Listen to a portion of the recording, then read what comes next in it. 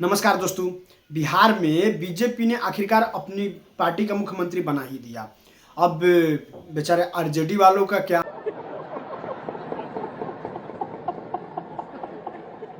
एक डिबेट के दौरान आरजेडी प्रवक्ता कंचना यादव के पीड़ा जरा आप लोग स्वयं देख लीजिए, अंत तक जरूर देखिएगा, बहुत मजा आएगा। जी बिल्कुल, जो कह रहे थे भ्रष्टाचार को समझ गए इसलिए सम्राट चौधरी जी निकल गए। सम्राट चौधरी जी आरजेडी के साथ तब तक थे जब तक आरजेडी पावर में थी। विधायक बने, मंत्री बने, पावर का एकदम मजा लेते रहे, और जब हमारी सरकार नहीं आई तो सम्राट चौधरी जी आराम से बीजेपी में चले गए। तो यहाँ पर भ्रष्टाचार की वजह से छोड़कर गए थे, ऐसा कुछ उन्होंने ना एलिगेशन लगाया था और ना ही ऐसा उनका कैरेक्टर है, क्योंकि पावर में जब तक थे तब आरोप लगाते तो समझ में आता। दूसरी बात यह है कि सम्राट चौधरी जी जिस पगड़ी को पहने हुए थे उनको हटाने के लिए संबंध आप अच्छे बता। सम्राट चौधरी जी जो कह रहे थे कि नीतीश कुमार जी रद्दी माल हो चुके हैं, आज भी सोशल मीडिया और कहीं भी उठाकर आप देख लीजिए, ये स्टेटमेंट बकायदा मिलेगा। और हजारों करोड़ घोटाले का आरोप नीतीश कुमार जी पर लगाए थे। तो संबंध कितने अच्छे, संबंध तो आरजेडी से भी उनके अच्छे थे, लेकिन वो तब छोड़कर चले गए जब हमारी सरकार नहीं आए। संबंध उनके खट्टे थे नीतीश कुमार जी से, लेकिन तब जब वो खुद मुख्यमंत्री बनना चाह रहे थे और जदयू हमारे साथ थी। और अभी इतिहास में जाएंगे किसने किस पर आरोप लगाए।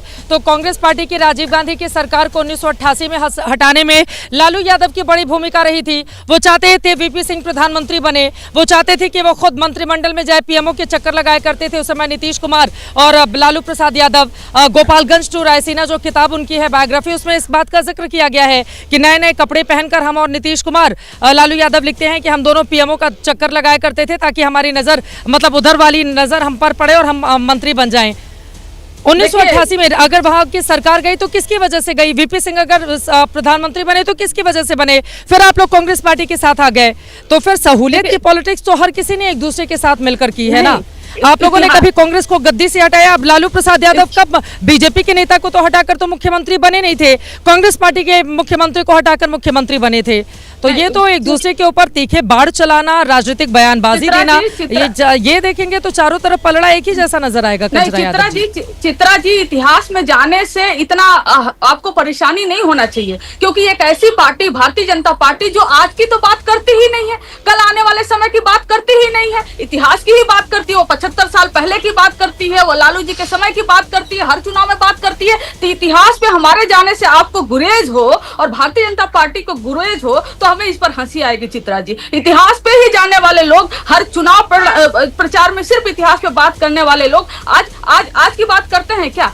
मोदी जी ने तो कह दिया कोरोना जैसी स्थिति बनी हुई है, पार्लियामेंट में उन्होंने कह दिया। और सारे जो दिल्ली में थे, जो मुंबई में थे, जो लौट के जा रहे सब के सब बिहार के लोग, क्या आपके पास 25 साल कम पड़ गए थे? क्या आप पलायन नहीं रोक पाए, भूखमरी नहीं रोक पाए, महंगाई में बिहार सबसे ज्यादा है आप नहीं रोक पाए, आज ज्यादा आप उसको नहीं रोक पाए? तो बधाई तो हम देंगे सम्राट चौधरी जी को। अच्छा, आरोप और प्रत्यारोप तो साल के 365 दिन जवाब हम लोग देंगे, लेकिन सबसे पहले बिहार का बच्चा बूढ़ा जवान एक गीत गुनगुना रहा है, किसी के हाथ में हीरा किसी के भाग में हीरा, मुझे उन हीरों से क्या लेना, मेरा महबूब है हीरा।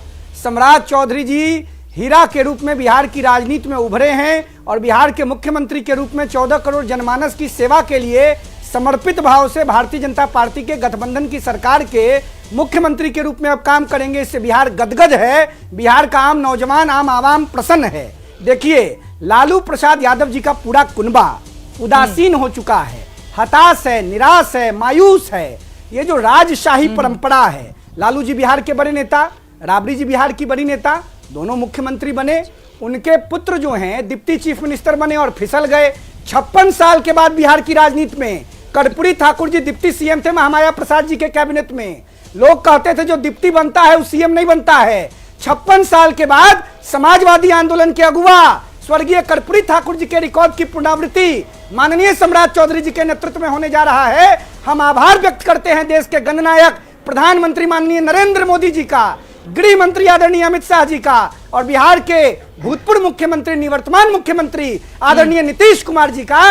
बिहार के 38 जिला में, हर जिला में हजारों नौजवान से प्रारंभिक दिनों से जुड़े हुए हम सबके सम्राट बिहार के संवैधानिक सम्राट बन रहे हैं। बिहार गदगद है, बिहार का गरीब, गुड़बा, किसान, मजदूर, नौजवान, वंचित, वनवासी, दलित समाज का अंतिम व्यक्ति सम्राट चौधरी को मुख्यमंत्री के रूप में देखकर आह्लादित है, प्रसन्नचित है। लोग भावुक हो रहे हैं कि एक साधारण ये परिवार सारी में चीजें जन्मा तो सही सम्राट हैं, चौधरी, लेकिन इसने कब आप पिछले लोग अपने 30 साल संबोधन में ये बोलेंगे कि अब राजनीति गरीब से संघर्ष बाहर के निकल हद चुका तक है? का काम गरीब किया? कब तक स्वागत करता रहेगा? गरीब थोड़ा अमीर क्यों नहीं बन जाता? गरीब के हाथ में रोजगार क्यों नहीं आ जाता? गरीब थोड़ा पढ़ लिख क्यों नहीं? कब तक हम लोग कहते रहेंगे कि आज गरीब बहुत खुश है? वो हमेशा गरीब क्यों बना रहे? बड़े बड़े नेताओं का प्रमोशन हो रहा है, डिप्टी सीएम बन रहे हैं, मुख्यमंत्री राज्यसभा जा रहे हैं, मुख्यमंत्री के बेटे को पॉलिटिक्स में लेकर आया जा रहा है, उधर नेता विपक्ष के उनके पिता के बेटे नेता विपक्ष बन जा रहे हैं। ये गरीब कब तक गरीब बना रहेगा बिहार का? यही तो मेरा सवाल है। गरीबों के लिए सरकारें आती हैं, सरकारें जाती हैं, बिहार के गरीबों का वही हाल क्यों रहता है? पिछले 30-40 सालों को उठाकर देख लीजिए, 4 दशक बीत गए हैं, यहाँ के गरीबों का उस तरह का भला क्यों नहीं हो पाता जिसका इतना बड़ा बड़ा दावा करते हैं? गरीब कब तक खुश होता रहेगा बड़े बड़े नेताओं को देखकर? ये बताइए रोहित जी, गरीब गुरबा खुश होता रहे, गरीब कब तक गरीब बना रहेगा? क्यों नहीं वो हो जाता? थोड़ा हाथ में उसके पैसे क्यों नहीं आ जाते? सरकारें क्यों नहीं करती हैं उनके जीवन स्तर को ऊपर उठाने के लिए काम? सुनिए जी, मैं आपने बहुत अच्छा प्रश्न किया है। देश की आजादी के बाद 50 सालों से अधिक समय कांग्रेस पार्टी ने इस देश को लूटने का काम किया है। नरेंद्र मोदी जी 2014 में प्रधानमंत्री के पद पर जनता के आशीर्वाद से विद्यमान हुए हैं। 14 से पहले की स्थिति और 14 के बाद की स्थिति में अंतर आया है। लालू यादव के जंगल राज में बिहार बर्बाद हुआ, भारतीय जनता पार्टी और नीतीश कुमार की सरकार में बिहार का मंगल हुआ। अब सम्राट चौधरी बिहार को उस ऊंचाई पर ले जाएंगे जिस ऊंचाई पर बिहार को जाना चाहिए था। विश्व को, भारत को आगे बढ़ाने में बिहार की भूमिका होगी और इसका श्रेय जाएगा हम सबों के सम्राट चौधरी जी को। बिहार एक नए युग के सूत्रपात्र का सूत्रधार पा चुका है। सम्राट चौधरी जी के रूप में बिहार गदगद है, बिहार प्रसन्नचित है, नीतीश कुमार जी का आशीर्वाद है और नरेंद्र मोदी जी का समर्थन है। डबल इंजन की सरकार। एक बार कंचना यादव से एक और सवाल ले लेती हूँ। कंचना जी, ठीक है कंचना जी, मेरा वो पहला सवाल जो था बड़े किनारे से निकल गई। मेरा सवाल ये था कि बीजेपी या नीतीश कुमार ने खुद दिखा दिया बिहार की पॉलिटिक्स में कि एक बार जब इन लोगों की सत्ता में एंट्री होती है तो फिर ये लोग जाते नहीं हैं। विपक्षी दलों का हाल ये हो गया, वो लोग आते नहीं हैं। कंचना यादव जी, सबसे पहले जनता बार बार नकार देती है विपक्षी दलों को। सवाल आपका चित्रा जी बहुत सीधा है और सवाल इसका जवाब भी मैं बहुत सीधा दूंगी। जवाब यह है कि क्या भारतीय जनता पार्टी अपने दम पर आई है? और जितना हीरा है चौधरी जी हीरा है, सम्राट है, महान है कह के गुनगाया जा रहा है, तो क्यों नहीं उन्हीं के चेहरे पर चुनाव लड़ लेते? क्यों नहीं उन्हीं के चेहरे पर जितनी सीटें आई हैं, या बिना 10,000 रुपए बांटे हुए आप इतनी सीटें ले आते, उनके चेहरे पर लड़ लेते? हीरा, सोना, चांदी, महान, सम्राट, विराट, ये शब्द तब बोलते तब अच्छा लगता, तब हमको भी सुनने में अच्छा लगता और जिसके लिए आप बोल रहे हैं उनको भी सुनने में अच्छा लगता। तो एक बार बीजेपी अपने दम पे आई है? बीजेपी चोर दरवाजे से आई है और चोर दरवाजे से जो आई है वो बिहार की जनता को धोखा दिए। चुनाव के पहले पेंशन बढ़ाई, पता है आपको पेंशन नहीं मिल रहा। आप बोले 10,000 रुपए देंगे, फिर 2 लाख रुपए देंगे, किसी महिला को 2 लाख रुपए नहीं मिल रहे हैं। ये धोखे से बनी हुई सरकार को आपको लगता है कि बिहार की जनता गलत बोल रही है? भारतीय जनता पार्टी नहीं होती तो लालू यादव का गुंडा राज खत्म नहीं होता।